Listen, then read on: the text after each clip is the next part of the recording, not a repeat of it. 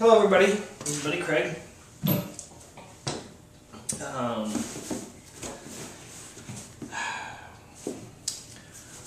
going to be putting the front cover on, the timing chain cover, but I wanted to be in front of the camera because I want to talk about something that's important to me. And now you're going, why are you wearing safety goggles? And I wanted to drive the point home.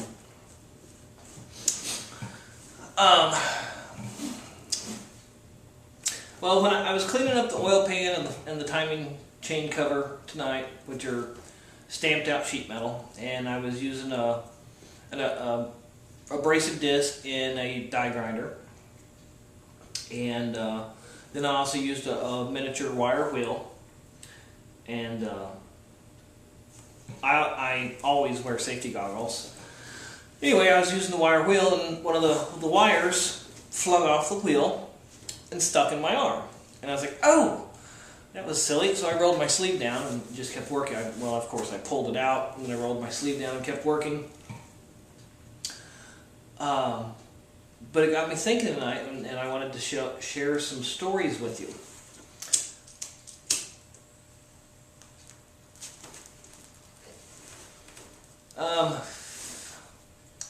When I was about 20, somewhere between the ages of 20 and 20, no, somewhere between like 23 and 25, I spent 18 months in a machine shop. Actually, in the head department is where I spent most of my time.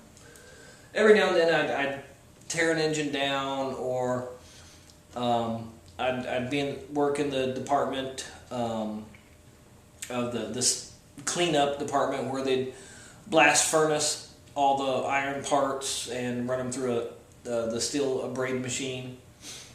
Because that was a low-tech job, and a lot of the people that we would hire was not, let's just say they had rough lives, and sometimes they wouldn't show up for work. But 90% of my time was spent in the head shop. And back in the old days, when you ground valves, you used grinding stones and something very similar to a drill. And technology has advanced so much that you use machines that use carbide tips. Used to be, doing a valve job, you had to use 3 different stones. You had to use a stone with three different stones of different angles to give you a 3-angle valve job. Now the cutting bits have all 3 angles built into the carbide bit, and it looks very similar to a drill press. And after you get everything lined up, you just run the chuck head down and cut your seat for the valve. And if you're cutting into cast metal, it flakes off in little sharp little chunks. If you're cutting into a hardened steel seat, it comes off like ribbon, and it turns blue. It's so hot that it turns blue when it's being shaved off of that hard seat. And it is razor sharp. And my boss at the time was running the machine, and apparently one of the little razor sharp flakes flew up and got in his eye because he didn't have eye protection on. And he felt something hit his eye, but he was like, oh, but then he was fine and went on about his day. Well, about midnight, we got off about 3 in the afternoon because the shop was not air conditioned. It was hot as hell in the summer times at 3 o'clock. So we get off work around 3.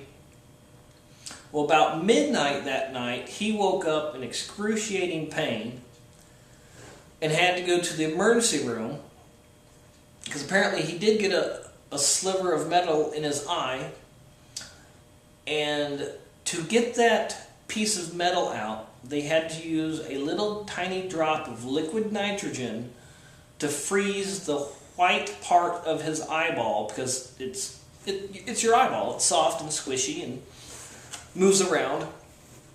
Well, they had to freeze a very tiny spot on his eye, freeze it solid, and then use a tiny little drill bit to drill down just a few thousandths of an inch into the white of his eye, deep enough so they could use a pair of tiny little tweezers and pull out this metal sliver. Okay, that's my personal experience of going, holy shit, it's so easy to have something happen to your eye. A guy I work with now, I don't know, okay, this is secondhand, so I cannot vouch for it.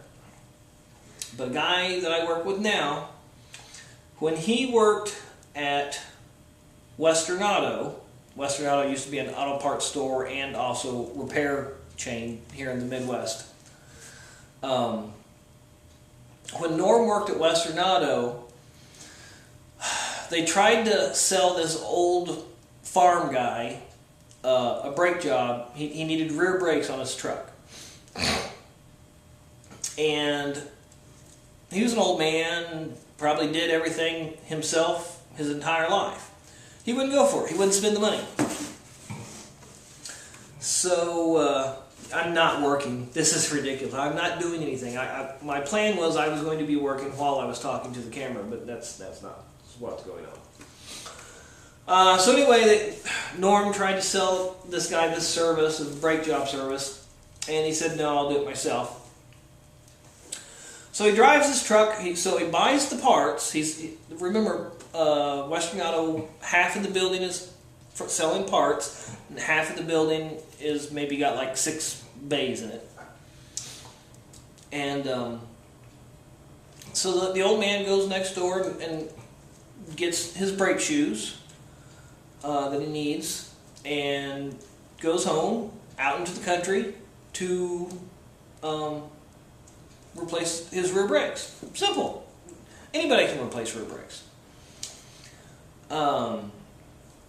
For whatever reason, he's using a wire wheel, maybe in a drill. Who knows? He might have had an air compressor. But he's using a wire wheel in something that spins fast. And remember when I told you about one of those wires shooting off and sticking in my arm? Apparently one of those wires shot off and stuck into his eye. And just out of reflex, he reached up and grabbed that wire and pulled that wire out of his eyeball. Well, apparently that wire punctured his eyeball so deep that the fluid inside of his eye started leaking out. He's out in the middle of nowhere, no hospitals around, no ambulance nearby. So he had to finish the brake job, put his rear brakes back together, and drive his truck and himself to the hospital. By the time he got there, all of the fluid had leaked out of his eye, and it was just kind of like a white sack sitting in the socket of his head. So please, if you're going to be using power tools, air tools, even a drill. Actually, working on this MG engine, when I took the freeze plugs out a few videos ago, I had to take the freeze plugs out, and I had to drill a hole down into the freeze plug and then drive a punch down in that hole and then tilt it at an angle and hammer on the punch from the side to pop out the freeze plug.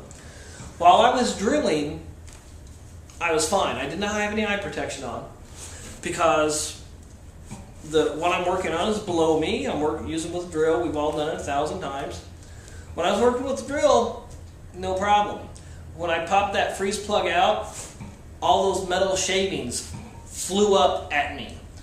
Luckily, thank goodness, nothing happened. But some of them hit me in my face and on my chest. Dumb. I should have had these on. So those are my 2 horror stories. If those don't make you go, ooh, Especially about the old farm guy where all of the fluid leaked out of his eye and it was just like a white scrotum sitting in the socket of his head. I mean, that's just got to freak you the fuck out. Now, of course, that was all secondhand. I cannot vouch for that 100%, but I've never known Norm to lie to me, so if Norm's telling me this is a story that he was directly involved with, then I just have to take Norm's word for it. So, okay, well,